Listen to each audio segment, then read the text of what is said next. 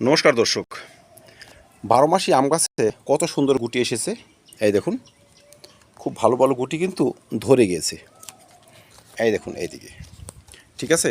এবার আমাদের বাগানে এমন কিছু গাছ রয়েছে যে সমস্ত গাছে 12 মাসি আম গাছে ফলন হয় না, যেমন কাটিমনের, থাই ভ্যারাইটির কোনো ধরনের গাছেই আমরা ভালো পরিমাণে ফলন পাই না। এবার কথা হচ্ছে, যদি আমরা এই সমস্ত 12 মাসি গাছ থেকে ভালো পরিমাণে ফলন চাই, সেক্ষেত্রে আমরা কীভাবে যত্ন করব, কী কী ব্যবহার করতে পারি। প্রথম হচ্ছে, আপনাকে আপনার গাছের প্রকৃতি লক্ষ্য করতে হবে, ঠিক আছে। কিছু গাছ রয়েছে যে সমস্ত গাছে মুকুলই আসে না। যদি কোনো গাছে মুকুল না আসে, সেক্ষেত্রে আপনাকে গাছে স্প্রে করতে হবে জিঙ্ক, ঠিক আছে। জিঙ্ক হচ্ছে মুকুল নিয়ে আসার এবং মুকুলকে বার বৃদ্ধি করার জন্য খুবই ভালো মানের একটি খাবার, ঠিক আছে। সেই সঙ্গে আপনাকে ব্যবহার করতে হবে পটাশ, সেই সঙ্গে বোরন, ঠিক আছে। Zinc, potash, boron. এবার তারপরও যদি আপনার কাছে মুকুল না আসে, সেক্ষেত্রে আপনাকে কিন্তু পিজিআর স্প্রে করতে হবে। তাহলে এই স্প্রেগুলো আমরা এইভাবে করতে পারি। ধরুন, প্রথম স্প্রেটি আমরা সারবো পটাশিয়াম, ফসফরাস এবং বোরন একত্রে মিশিয়ে, ঠিক আছে। গাছে স্প্রে করে দিলাম বা মাটিতে ব্যবহার করে দিলাম, ঠিক আছে। ধরুন মাটিতে ব্যবহার করে দিলাম পটাশিয়াম, ফসফরাস এবং বোরন মাটিতে ব্যবহার করে দেবেন। 1 লিটার জলে মাত্র 1 গ্রাম জিঙ্ক গুলে গাছে স্প্রে করে দেবেন। জিঙ্ক স্প্রে করার 7 থেকে 10 দিন পর ভালো মানের একটি পিজিআর গাছে স্প্রে করে দেবেন। সেটা বুস্টার 2 হতে পারে, মিরাকুলান হতে পারে, ঠিক আছে। তো মাটিতে খাবারগুলো দেবেন 15 দিনের ব্যবধানে 2বার, আর জিঙ্ক ব্যবহার করবেন 15 দিনের ব্যবধানে 2বার, আর মিরাকুলানটি যদি ব্যবহার করেন 10 দিনের ব্যবধানে 3বার ব্যবহার করবেন। তবে কিন্তু খুব সহজে আপনার গাছে মুকুল চলে আসবে। এই দেখুন, আমার গাছে মুকুল চলে এসেছে, ঠিক আছে। এই দিয়ে কিন্তু পর্যাপ্ত পরিমাণে গুটি রয়েছে, তারপরও কিন্তু মুকুল আসতেছে। এই সাইডটা দেখুন, এই যে মুকুল আসতেছে। তাহলে মুকুল নিয়ে আসার জন্য সেরা টিপস হচ্ছে এটি। এবার 2 নম্বর হচ্ছে, আমরা মুকুল ঝরা কমাবো কী করে, মানে গাছ থেকে ভালো পরিমাণে ফলন পাবো কী পদ্ধতিতে। দর্শক, মুকুল ঝরার প্রধানত 3টি কারণ রয়েছে। প্রথমটি হচ্ছে পোকার আক্রমণ। যেই গাছে মুকুল চলে আসবে সেই গাছে পোকা চলে আসবে। লেদা পোকা, চোষক পোকা, হুপার পোকা, সাদামাছি, নানান পোকা। তাহলে মুকুলের ফুল ফোটার আগে আমাদের কীটনাশক স্প্রে করতে হবে। দ্বিতীয় হচ্ছে ছত্রাকনাশক, কারণ ছত্রাকও চলে আসবে। কীটনাশক, ছত্রাকনাশক একত্রে মিলিয়ে আমরা স্প্রে করতে পারি।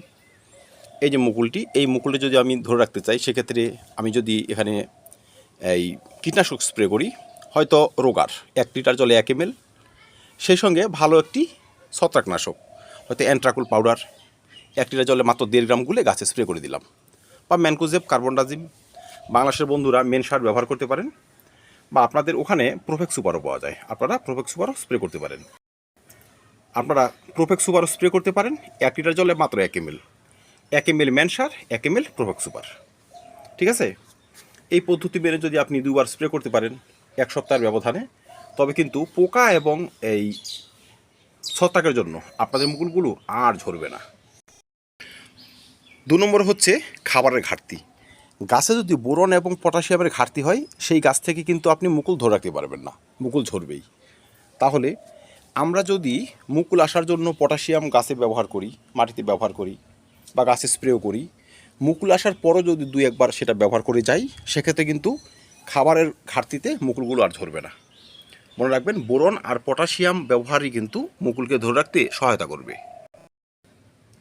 যদি আপনাদের টপটি একটু বড় হয়, এমন 20 ইঞ্চি, সেক্ষেত্রে আপনি যদি সাদা পটাশ, ফসফরাস পান, যেমন 005234, সেটা 5 থেকে 7 গ্রাম ব্যবহার করে দিলেন, বোরন 2 গ্রাম ব্যবহার করে দিলেন, 1 মুঠি জৈব খাবার ব্যবহার করে দিলেন, ভার্মি কম্পোস্ট হোক বা গোবর সার হোক, হাড়গুলো থাকলে অল্প একটু দিয়ে দিলেন, ঠিক আছে। দিলে কিন্তু মুকুলগুলো পুষ্টি পেয়ে যাবে, তাহলে কিন্তু আপনার মুকুল আর ঝরবে না। যদি সেটা না থাকে, লাল পটাশ যদি থাকে, এমওপি, পটাশিয়াম ক্লোরাইড, সেটা আপনারা ওই 15 গ্রাম দিয়ে দিলেন। সিঙ্গেল সুপার ফসফেট, যাকে আমরা এসএসপি বলি, বা বাংলাদেশের বন্ধুরা টিএসপি, আপনারা 10 গ্রাম দিয়ে দিলেন। 1 মুঠি 2 মুঠি গোবর সার দিয়ে দিলেন। ব্যাস, এই খাবারটি যদি আপনারা দিয়ে দেন, তাহলে 15 দিনের বা 20 দিনের ব্যবধানে সেক্ষেত্রে কিন্তু আপনার গাছের মুকুল আর ঝরবে না। মুকুল আসার পর থেকে টবের মাটি যথেষ্ট পরিমাণে ময়েশ্চার রাখতে হবে, মানে একটু ভেজা ভেজা ভাব, যেন মুকুল পুষ্টি পায় মুকুলটা গাছে লেগে থাকতে পারে। 2 নম্বর হচ্ছে মুকুল ফুটে যাওয়ার পর বা মুকুল থেকে দানা যখন বেঁধে যাবে, দানা চলে আসবে, তখন কিন্তু খুব ভালো মানের যত্ন করতে হয় এদেরকে আমে পরিণত করার জন্য। ঠিক আছে, এই যত্নটা হচ্ছে আসল যত্ন। আমাদের অনেকের গাছেই কিন্তু এমনিতে 2-4টে করে গুটি হয়ে আসে, তারপর সেসব ঝরে যায়। ঠিক আছে, দেখুন, যদি আপনাদের গুটি এমন মার্বেল সাইজের মতো হয়ে যায়, সেক্ষেত্রেও কিন্তু আপনাকে টবের মাটিতে খাবার দিয়ে যেতে হবে। যে খাবার আগে ব্যবহার করেছি সেই খাবারই দিতে হবে। ঠিক আছে, সেই পটাশিয়াম, ফসফরাস, অল্প একটু গোবর সার বা ভার্মি কম্পোস্ট, ঠিক আছে, দিয়ে যাবেন। 20-25 দিনের ব্যবধানই দেবেন। এবার গাছে আপনাকে বিশেষ 2টো জিনিস স্প্রে করতে হবে। একটি হচ্ছে পটাশ জাতীয় খাবার, যেটা ওয়াটার সলিউবল সেটা, আর আরেকটি হচ্ছে ভালো মানের একটি পিজিআর। যদি মুকুল আসার আগে আমরা মিরাকুলান বা বুস্টার 2 ব্যবহার করে থাকি, এমন গুটিগুলো যখন মোটামুটি মটর দানা আকার ছাড়িয়ে যাবে, তাদেরকে সঠিকভাবে ধরে রাখতে আমরা এখানে প্ল্যানোফিক্স ব্যবহার করতে পারি। প্ল্যানোফিক্স খুব ভালো মানের একটি পিজিআর, বিশেষ করে ফলকে বা ক্ষুদ্র ক্ষুদ্র গুটিকে ধরে রাখার জন্য কিন্তু খুবই ভালো মানের একটি পিজিআর। তাহলে আমরা যদি অল্প একটু প্ল্যানোফিক্স 1 লিটার জলে মাত্র 5 ফোঁটা 10 দিনের ব্যবধানে 2বার স্প্রে করতে পারি, এই গুটিগুলো কিন্তু আর ঝরবে না। খেয়াল রাখবেন কথাটি, এটি হচ্ছে মুকুল ফুটে মটর দানার মতো আকার ফল হয়ে যাওয়ার পর আমরা গুটিকে ধরে রাখার জন্য প্ল্যানোফিক্স স্প্রে করব 2বার।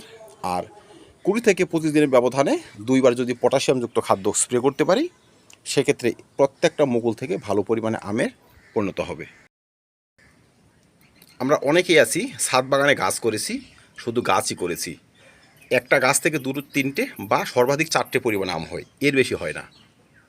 তো যদি এই সমস্ত যত্ন করা যায়, সেক্ষেত্রে 4টে-5টি নয়, এমন একটি গাছ থেকে আপনি 20-25টি আম অনায়াসে পেতে পারেন।